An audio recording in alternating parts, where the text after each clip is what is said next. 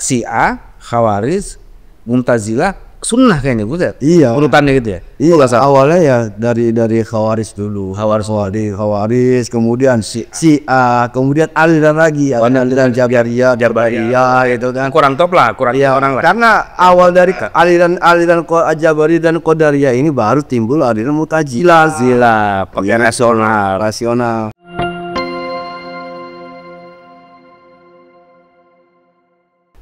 Assalamualaikum warahmatullahi wabarakatuh. Alhamdulillahirabbil alamin.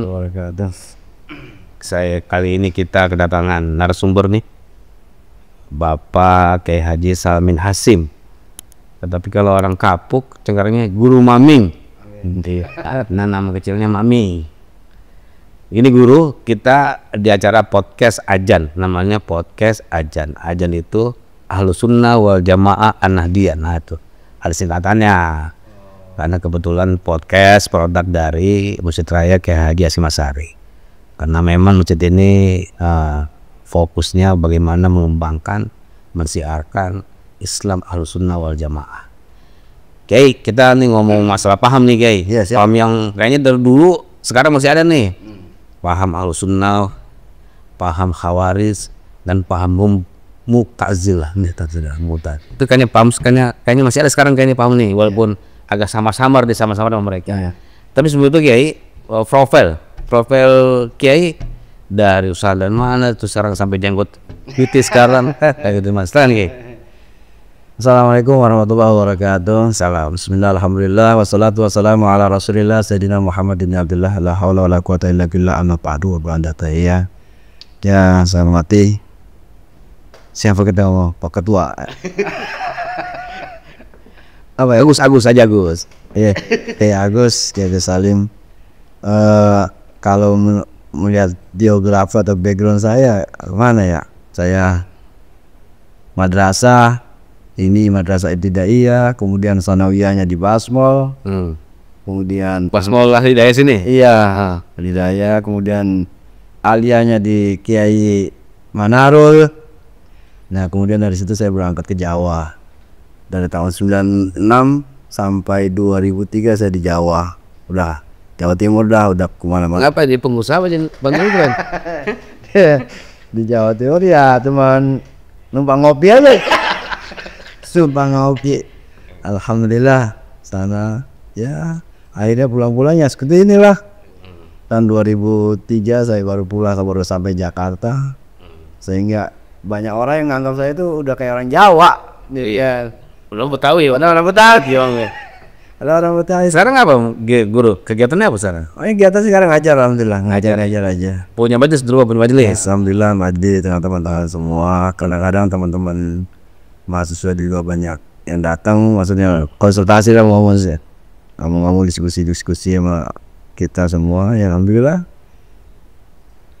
Disambah sekarang aja lah, ikut semuanya. Dan pokoknya alur hidup dijalanin aja. Gini guru, ini kan kita ngomong paham ini. Kadang ini takutnya banyak orang itu memahami, oh ini gini, oh gini. Ya harus kayak guru paham Ahlus Sunnah itu sebenarnya seperti apa format gerakan ubudiyahnya lah. Iya.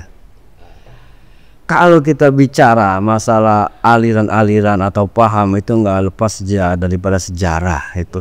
Karena Ahlus Sunnah sendiri berdirinya setelah adanya aliran-aliran sebelumnya. Seperti aliran Syiah, kayak golongan Syiah, orang-orang Khawarij, orang Mu'tazilah. Nah dari sini timbul paham-paham baru, timbul paham Ahlus Sunnah. Karena ada berbagai macam aliran-aliran sebelumnya. Dan aliran itu sendiri atau golongan-golongan atau paham-paham itu sendiri itu nggak lepas dari sebuah politik dan agama. Pada saat itu politik identitas, politik dalam pemilihan dalam khalifah. Karena berdirinya kayak paham Khawarij, kemudian Syiah itu kan awalnya memang dari politik, ketidaksenangan terhadap politik agama, terhadap politik atau pemimpin yang sudah memimpin. Kayak orang Syiah dulu awal sejarahnya bahwa berdirinya teologi ilmu kalam itu diawali dengan perpecahan ataupun juga perselisihan antara Muawiyah dengan Sayyidina Ali. Sayyidina Ali kemudian dengan Siti Aisyah istrinya Nabi. Dari sini timbul politik. Syiah itu di Irak ya? Apa di Iran? Syiah itu di Kufah ya, di Irak.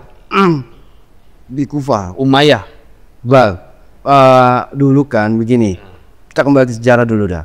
Ketika Sayyidina Utsman mati terbunuh.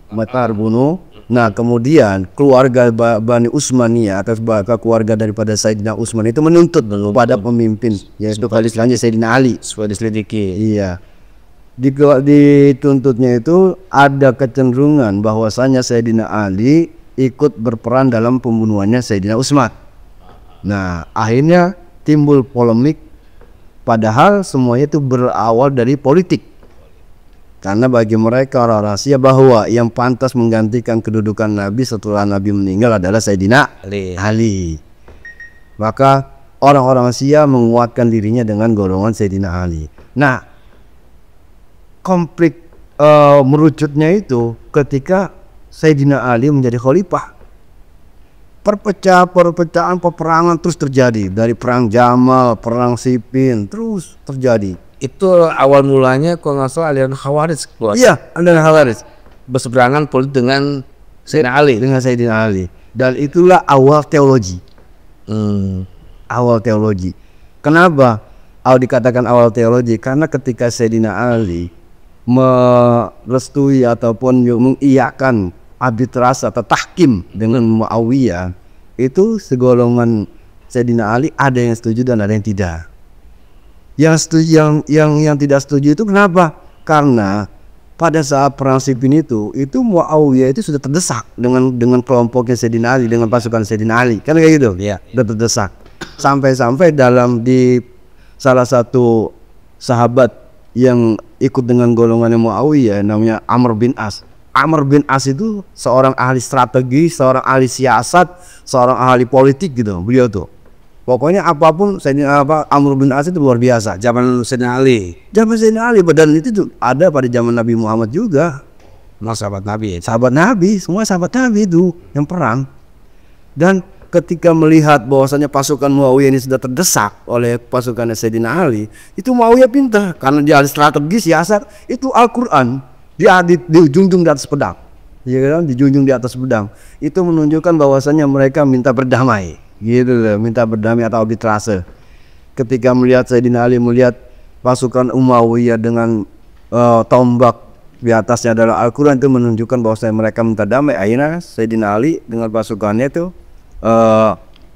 setuju dengan perdamaian. Ya. Tapi persetujuan Sayyidina Ali dengan Muawiyah dengan perdamaian itu, ada sebagian golongan Sayyidina Ali itu yang nggak setuju, ya kan? Ya keluar, ya dengan alasan kenapa kita sudah udah mau menang kok, mau ada perdamaian dengan golongan Muawiyah.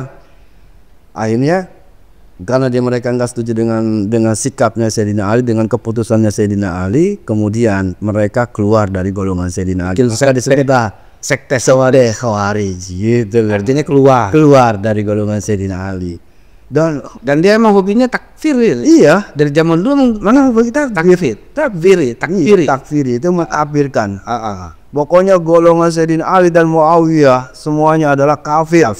Gitu loh. Iya, kafir. Dan inilah yang diadopsi oleh golongan kelompok Islam. Zaman sekarang ada ya? Iya itu kelompok Islam Budamai.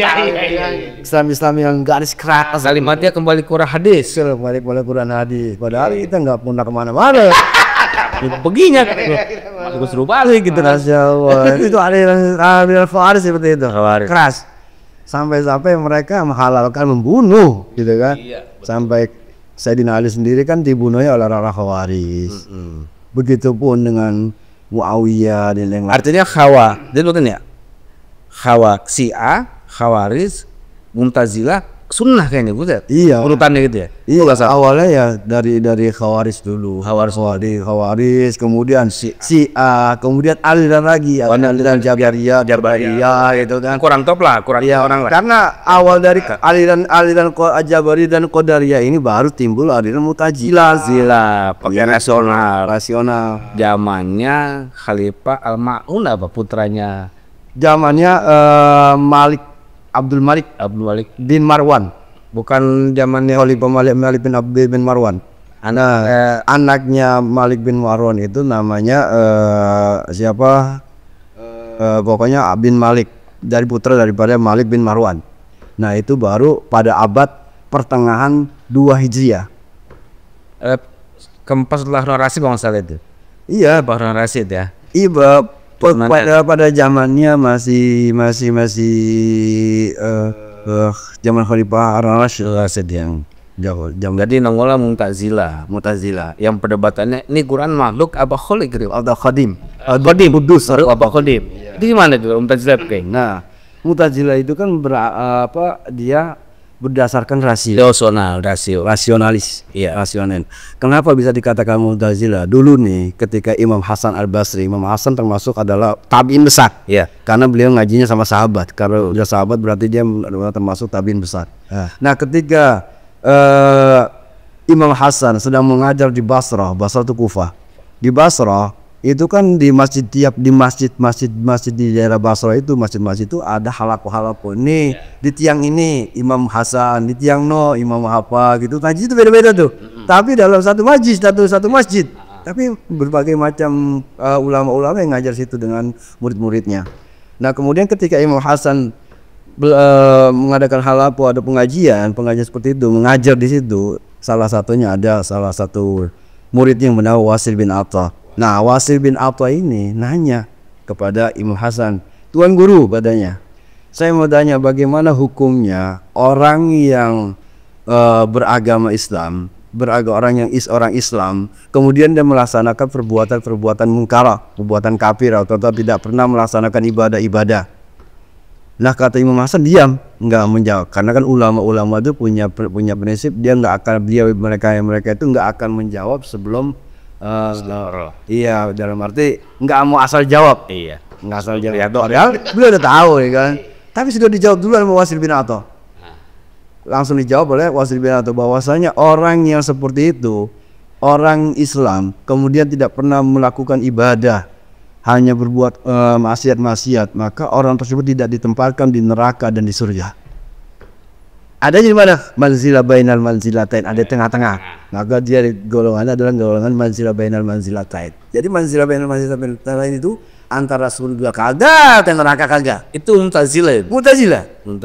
Nah, kata dari pendapatnya Wasil bin Atta inilah akhirnya Imam Hasan itu mengusir kata Imam Hasan, "I'tazal ya Wasil." Gitu. Engkau musyikan diri dari golongan kami ya Wasil. Kau bikin golongan sendiri. Itu ulama-ulama dulu seperti itu, Pak. Walaupun berbeda pendapat tapi enggak dimusuhin. Mu'tazilah sama Islam berbeda. Islam Liberal. Islam liberal kan perkembangan, Pak. Perkembangan. Iya. Sungguhnya Mu'tazilah tuh ya. Sebenarnya rada-rada. Iya. Tuhan ada terserah manusia. Iya. Begini. Gimana? Perkembangan seperti ini, Pak. Ya. Islam liberal itu adalah perkembangan dari pemikiran dari betul karena rasional. Iya. Dulu ketika kita masih dalam belajar, masih kuliah dulu gitu kan. Itu sampai kita punya pikiran, hati gua akidah Ahlus Sunnah, tapi otak gua Mu'tazilah. Nah, ada saya Mu'tazilah. Kenapa? Akidah saya Ahlus Sunnah, saya tetap melaksanakan ibadah. Tapi ketika kita berbicara tentang masalah agama, kita bicara masalah agama itu nggak lepas daripada pola nalar pemikiran kita. Nggak logis, nggak masuk. Ya, gitu kan.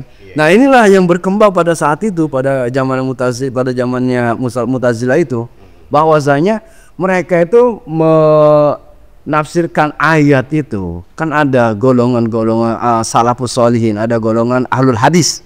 Nah, ahlul hadis itu ketika menafsirkan ayat kadang-kadang dia terlep tekstual. Mu'tazilah apa sih referensinya? Apakah ucapan imam atau kitab ke Mu'tazilah? Logika. Artinya nggak ada imam ya? Nggak ada. Imamnya otak, Pak. Iya.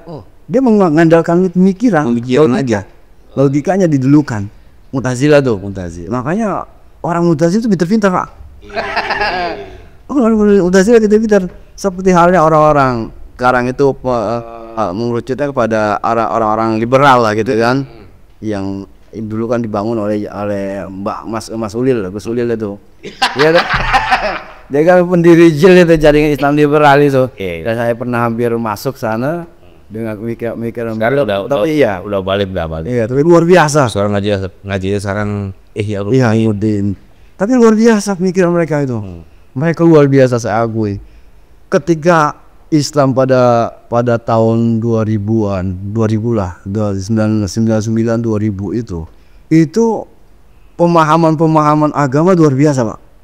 Pemikiran agama luar biasa, bebas gitu. Iya, sangat luar biasa itu. Sampai setiap kajian tuh berbicara tentang masalah agama, sosial, budaya, Semuanya. Dikait-kaitkan lah ya. Wah, luar biasa. Karena apa ya? Saya pikir inilah perkembangan daripada pemikiran. Itulah hasanah ilmu sungguhnya. Sebenarnya seperti itu, hasanah ilmu. Kemudian Islam juga luar biasa lah saya bilang. Lalu kemudian nih setelah udah ada Ahlus Sunnah. Iya. Nah, dari Indonesia Ahlus Sunnah wal Jamaah. Dia. Itu gimana? Nah makanya ya. Karena kan ada guna-gulana kayaknya. Pembahasan.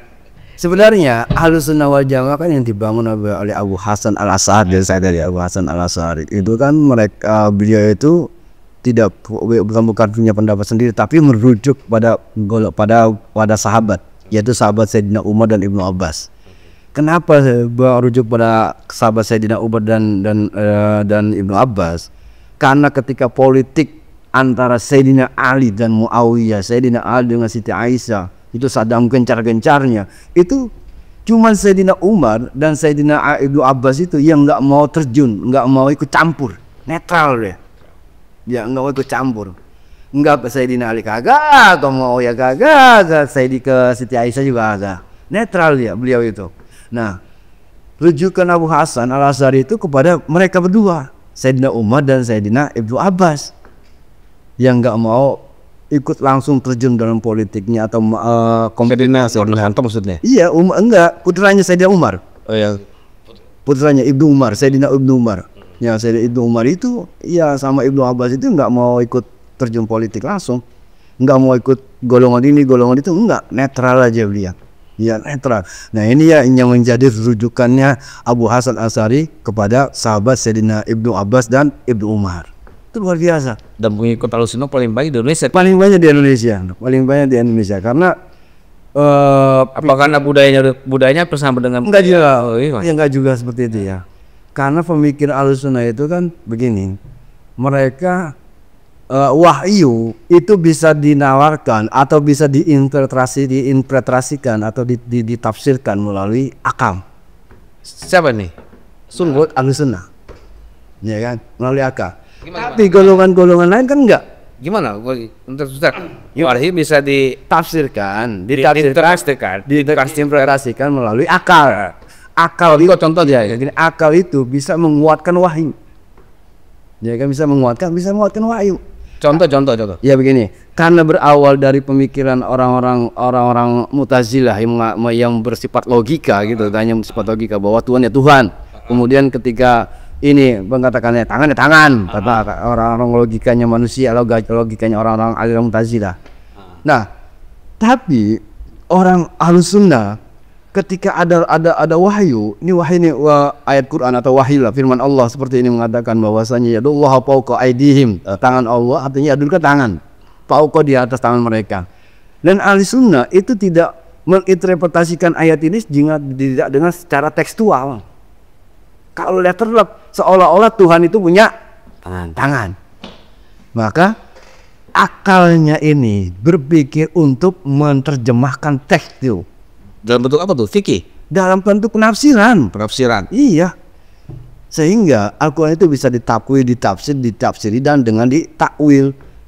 Ditakwilnya ada dengan ayat-ayat yang mutasyabihat ini yang ditakwil oleh ulama-ulama Ahlus Sunnah. Dan inilah yang banyak pengikutnya oleh ulama-ulama Ahlus Sunnah, karena masuk akal gitu loh. Karena logis dan juga enggak menyalahi aturan daripada agama. Jadi wahyu dikuatkan oleh akal, wahyu dan akal. Tapi kalau Mu'tazilah akal saja. Iya kan? Kalau Khawarij ya luar biasa. Iya kan? Karena ada pendapat Jabariyah bahwasanya manusia yang berhak menentukan pilihan gitu kan. Makanya ya kalau yang Tuhan nggak ada haknya. Qadariyah sebaliknya gitu kan. Kan luar biasa. Jadi pasrah aja mereka udah banyak Ahlussunnah ambil enak tengah-tengahnya. yang penting tidak melanggar konstitusi Al-Quran. Al-Quran. Itu luar biasanya Ahlussunnah. Ya kan? Luar biasanya Ahlussunnah. Masya Allah. Ternyata banyaklah ulama-ulama Ahlussunnah yang menguatkan tentang masalah paham Ahlussunnah sendiri. Salah satunya ada kayak Imam Al-Ghazali itu kan sepakat dengan pahamnya Abu Hasan Al-Asy'ari. Banyak ulama-ulama. Iya, itu luar biasa. Ya. Jadi memang di Indonesia banyak bener nih pengikutnya Ahlussunnah kita. Kalau di kita namanya jamiahnya NU. Ya. Harapannya apa guru terhadap jamiah NU lah atau orang terhadap bangsa NU lah? Ya, harapan saya seperti ini. Ketika kita mengikuti alun jamiah, nah kemarin itu kita sudah mengadakan bahasul masail tentang masalah apa tuh? Ya Allah, Peradaban. kan fikih peradaban. Apa? Tapi otoritas hukum. Hukum umum. Hukum. Jadi kadang-kadang seperti ini, Pak. Ketika NU menentukan hukum, mengambil istimbat hukum, ya kan? Tapi otoritas hukum yang dibuat dan atau disepakati oleh NU, kadang-kadang itu tidak disepakati oleh pemerintah. Ya kan?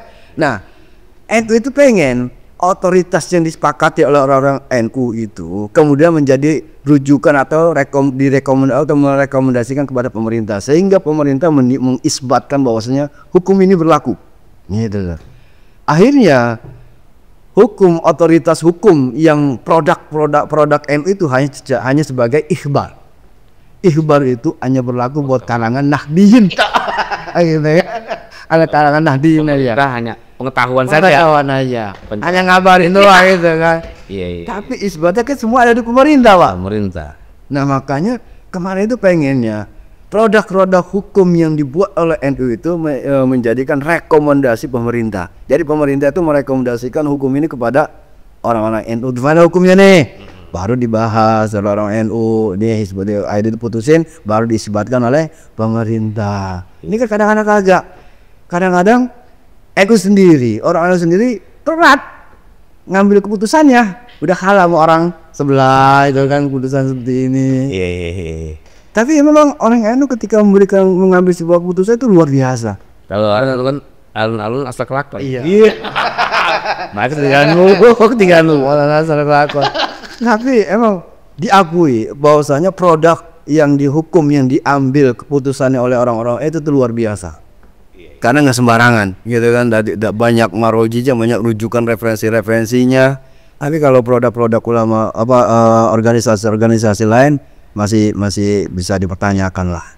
Akibatnya kayak gitu, Pak. Terima kasih guru. Kita udah ngobrol santai nih, bakal kerasa. Artinya gini, pemirsa, bahwa aliran Mu'tazilah itu otak yang dikedepan, nalar yang dikedepankan. Otak itu kan nggak terbatas, terkadang bisa melampaui batas. Ketika melampaui batas, maka takutnya menyesatkan. Iya.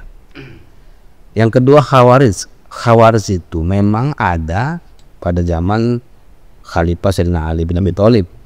Khawarij itu artinya keluar barisan dari Abi Thalib. Hobinya itu takfiri, mengkafirkan orang Islam yang mengislam gitu. Dan zaman sekarang kayaknya udah mulai ada. Nah, yang ketiga Ahlussunnah wal Jamaah. Ahlussunnah kalau di Indonesia namanya Ahlussunnah wal Jamaah kan. Ini moderat, ini tengah-tengah. Yang penting tidak melanggar konstitusi Al-Quran. Gitu guys. Kembali kita semua, dan kebetulan ini kita semua orang Ahlussunnah wal Jamaah. Islam kalau katanya Islamnya asik aja lah. Enggak keras banget, enggak ekstrem banget. Sekarang itu guru, terima kasih waktunya. Jangan lupa pemirsa podcast Ajam Citraya Kyai Haji Asmasari, like, share, and subscribe podcast YouTube kita. Terima kasih, mohon maaf. Bagi saya seperti ini, ada moto beragama itu enak dan Tuhan itu asik. Iya. Capek kok. Beragama itu enak. Terima kasih, mohon maaf. Wallahumma muwaffiq ila thoriq. Wassalamualaikum warahmatullahi wabarakatuh.